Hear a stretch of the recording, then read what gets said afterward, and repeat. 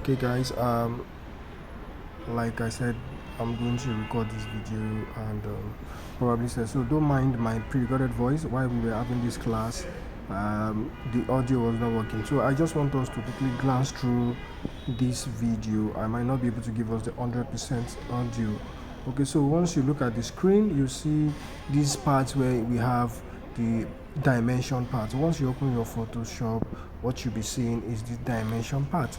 And from your screen, once you open your Photoshop, what you'll be seeing here is how you put your dimension. You see the width, the height, where you put your pixel. In the other class I'll be teaching us further. I just want us to see how it will be. Once you open, you'll be seeing this. So there's a need for you to understand that this is the first part um, you get when you once you open your Photoshop. The only thing you just need to do how to get is, if you're not using the Photoshop 2021 or 2020, what you will do, you will see a create new this thing by the left. You can see it by your left hand side. You just click on the create new, or you type Control N to give you this pop-up, or on the screen you see on top of that you see a file, something a button file. You can see it on top of that Photoshop part. Just click on it and you see new, then you open new to pop up this again. Then you can put your dimension, choose your resolution, choose your color, anyhow you want to put it. This is where you get it.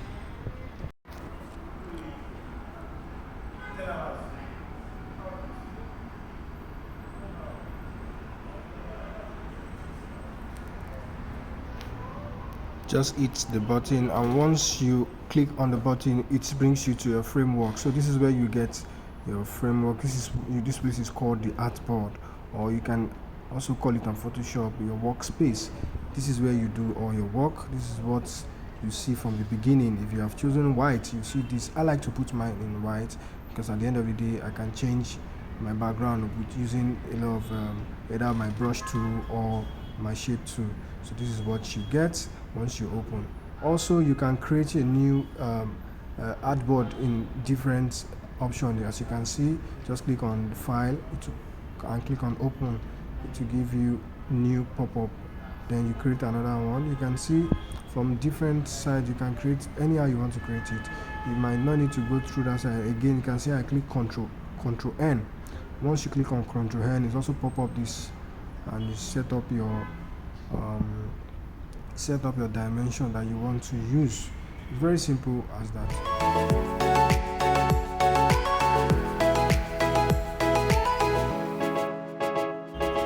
You can actually open two pages. You can be working with this side and also work on that side depending on the project you have. So you can have just the same way you open different tab on your Chrome, that's the same way you open other tabs on Photoshop. You can also do that in other design software. So just for you to know, you can create different dimension and start working.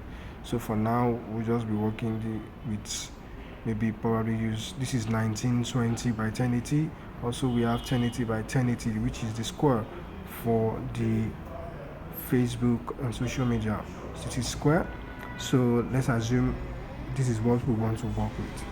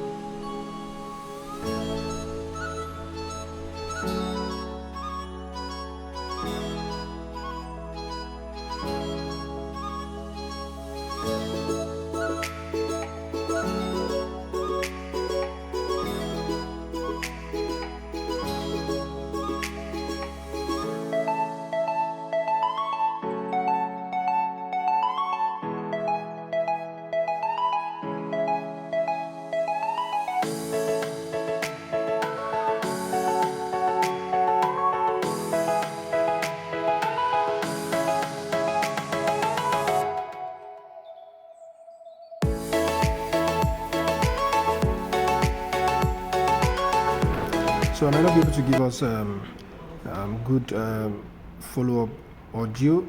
Just follow the screen and see how we create the projects that we have. For the next class, we'll review a little so that you can grab. But on the screen, it's very easy. What we're talking about is the selection tool. We have different selection tool.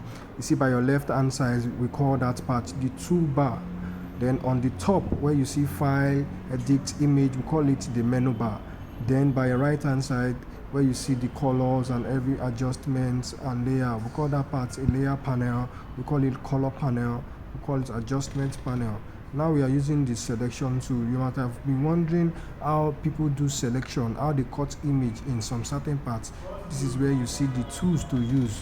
It depends on what you want to achieve and how you want to cut it. So the only thing you just need to know and what you need to put in place is to make sure that you understand what this part is. As you can see on the first toolbar, we have that move tool.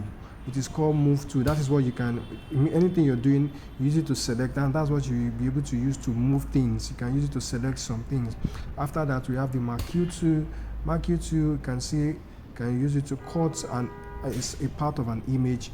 We have different type of marquee tool. If you open it, you see, just follow the screen and you understand. But for your own, for fast learning, so probably because of the audio, after the marquee tool, we have the polygonal lasso tool. After polygonal lasso tool, we have the selection tool. So in this video, you just see what it is used for.